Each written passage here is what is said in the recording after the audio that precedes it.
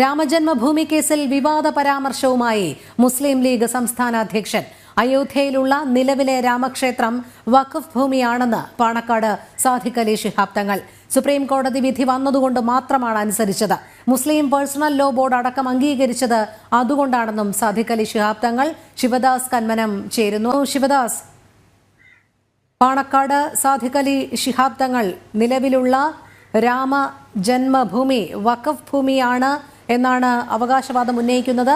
Supreme കോടതി വിധി വന്നതുകൊണ്ട് മാത്രമാണ് അത് അനുസരിച്ചത് എന്നാണ് ഇപ്പോൾ പുതിയ വാദം.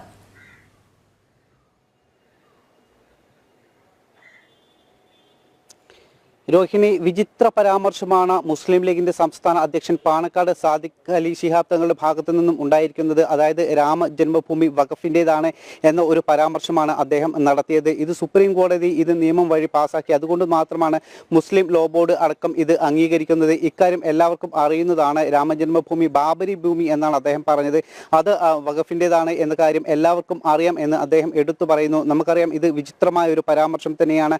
കാരണം നിരവധി വർഷങ്ങളായി ഇതുമായി ബന്ധപ്പെട്ടുള്ള കേസുകളെല്ലാം തന്നെ ഉണ്ടായിരുന്നു. ഏറ്റവും ഒടുവിലാണ് ഇതുമായി ബന്ധപ്പെട്ട് സുപ്രീം കോടതിയുടെ ഉത്തരവ് ഉണ്ടായതും യു പിയിലെ അയോധ്യയിൽ രാമക്ഷേത്രം ഉയർന്നതുമെല്ലാം തന്നെ ഏറ്റവും ഒടുവിൽ സുപ്രീം കോടതിയുടെ കൃത്യമായ ഒരു ഉത്തരവിന്റെ പശ്ചാത്തലത്തിലാണ്. പക്ഷേ ഇക്കാര്യങ്ങളെല്ലാം തന്നെ പൊതുവെ നിലവിൽ വന്നിട്ടും ഇതുമായി ബന്ധപ്പെട്ടുള്ള ഒരു പരാമർശം തന്നെയാണ് സാദിഖ് അലി തങ്ങളുടെ ഭാഗത്തുനിന്നും ഉണ്ടായിരിക്കുന്നത്.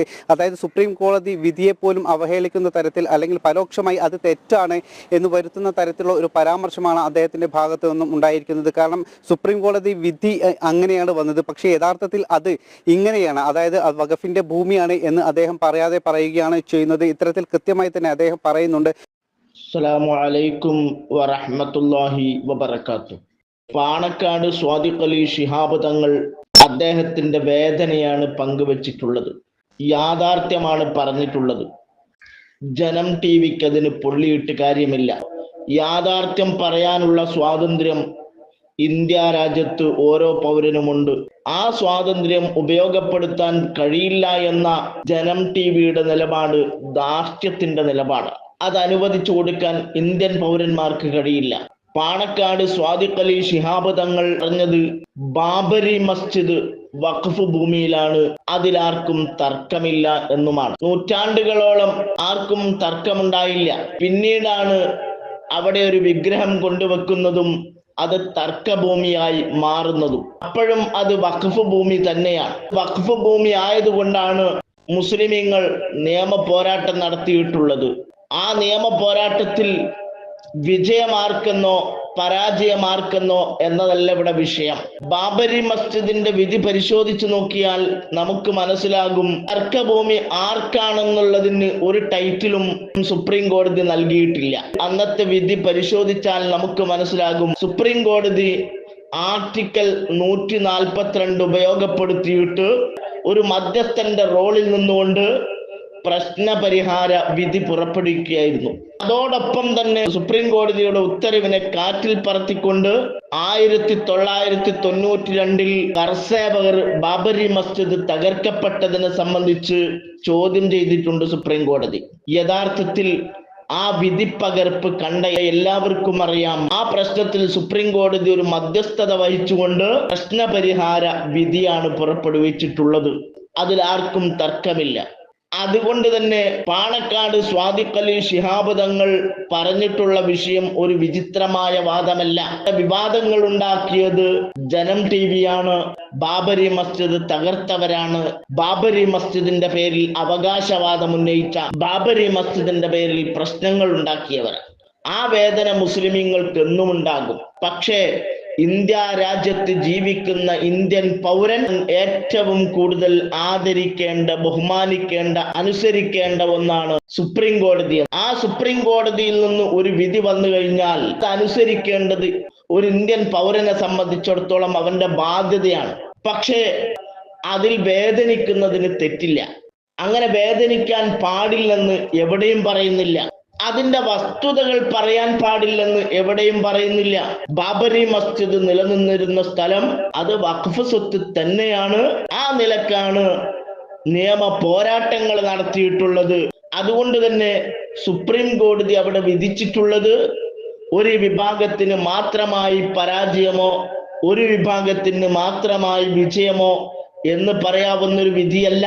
നമുക്ക് മനസ്സിലാക്കി തരാൻ വേണ്ടി കൂടിയാണ് 5 ഏക്കർ ഭൂമി പള്ളിയെടുക്കാൻ വേണ്ടി അവിടെ അനുവദിച്ചിട്ടുള്ളത്.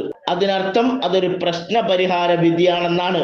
ഈ പ്രശ്ന പരിഹാര വിധി നിലനിൽക്കുമ്പോൾ ജനം ടിവിക്കും അത് രാമക്ഷേത്ര ഭൂമിയാണെന്ന് പറയാമെങ്കിൽ, പാണക്കാട് സ്വാദിഖ് അലി ശിഹാബ് തങ്ങൾ പറഞ്ഞത് വിചിത്രവാദമാണെന്ന് പറയാമെങ്കിൽ, പാണക്കാട് സ്വാദിഖ് അലി ശിഹാബ് തങ്ങൾക്കും പറയാം, ഇന്ത്യയിലുള്ള മറ്റു പൗരന്മാർക്കും പറയാം, ബാബരി മസ്ജിദ് നിലനിന്നിരുന്ന ഭൂമി അത് വഖഫ് സ്വത്ത് തന്നെയാണ്.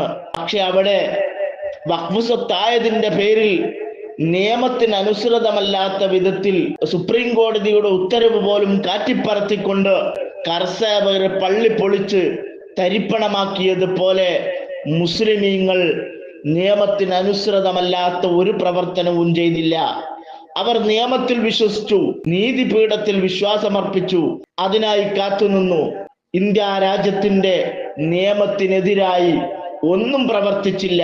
വിധി വന്നു, ആ വിധിയെ അംഗീകരിച്ചു എന്ന് കരുതി അത് വഖഫ് സ്വത്തല്ലായിരുന്നു എന്ന് പറയണം എന്ന് ജനം ടിവി വാശി പിടിച്ചാൽ അതിന് വഴങ്ങിക്കൊടുക്കാൻ തൽക്കാലം മുസ്ലിമീങ്ങൾക്ക് പറ്റുകയില്ല എന്ന് മാത്രം ഓർമ്മപ്പെടുത്തി പാണക്കാട് സ്വാദിഖ് അലി ശിഹാബ് തങ്ങളുടെ പ്രസ്താവന 100% സ്വാഗതാർഹമാണ്.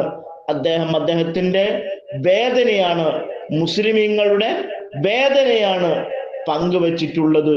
വസ്സലാമു അലൈക്കും വറഹ്മത്തുള്ളാഹി. ബാബരി വിഷയം, ബാബരി മസ്ജിദ് വിഷയം, ബാബരി മസ്ജിദ് വഖഫ് ഭൂമിയിലാണ്, അതെല്ലാവരും അംഗീകരിക്കുന്നതാണ്. പക്ഷേ അവിടെ മുസ്ലിം പേഴ്സണൽ ലോബോർഡും മറ്റുള്ളവർക്ക് അതിനെ തീരുമാനിച്ചെന്താ സുപ്രീം കോടതി കൈകാര്യം ചെയ്യട്ടെ. സുപ്രീം കോടതിയുടെ തീരുമാനം വന്നു, എല്ലാവരും അത് അംഗീകരിച്ചു. അപ്പൊ അതാണ് ഇത്. നമ്മൾക്ക് മതപരമായി അതിലുള്ള ചില കാഴ്ചപ്പാടുകളും ചില വിധികളൊക്കെ ഉണ്ടാവും, അത് നമ്മൾ പറയും. പക്ഷേ നിയമം ഉണ്ടാകുമ്പോൾ ആ നിയമം അനുസരിച്ചാണ് ഈ കാര്യം ഇവിടെ പല.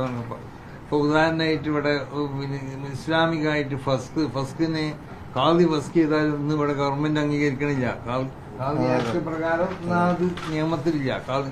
ഇതിനെ വെച്ച് കോടതിയിൽ നിന്ന് എന്തോ ഇപ്പത്തെ നിയമങ്ങളൊക്കെ അനുസരിച്ച് ഒരു വിവാഹം മോചനം ഉണ്ടാക്കുകയാണെങ്കിൽ അതാണ് അംഗീകരിക്കുന്നത്. പക്ഷേ ഇത്തരം വാർത്തകളും വിശേഷങ്ങളും അറിയാൻ ഞങ്ങളുടെ ചാനൽ ഉടൻ തന്നെ സബ്സ്ക്രൈബ് ചെയ്യുക, ലൈക്ക് ചെയ്യുക, ഷെയർ ചെയ്യുക. ജനങ്ങളിലേക്ക് എത്തിക്കണമെന്ന് നിങ്ങൾ ആഗ്രഹിക്കുന്ന വാർത്തകളും വിശേഷങ്ങളും പ്രമുഖരുടെ പ്രഭാഷണങ്ങളും ഞങ്ങളുടെ വാട്സപ്പ് നമ്പറിലേക്ക് അയച്ചു തരിക. നന്മ വളരട്ടെ, തിന്മക്കെതിരെ നമുക്ക് ഒരുമിച്ച് നിൽക്കാം.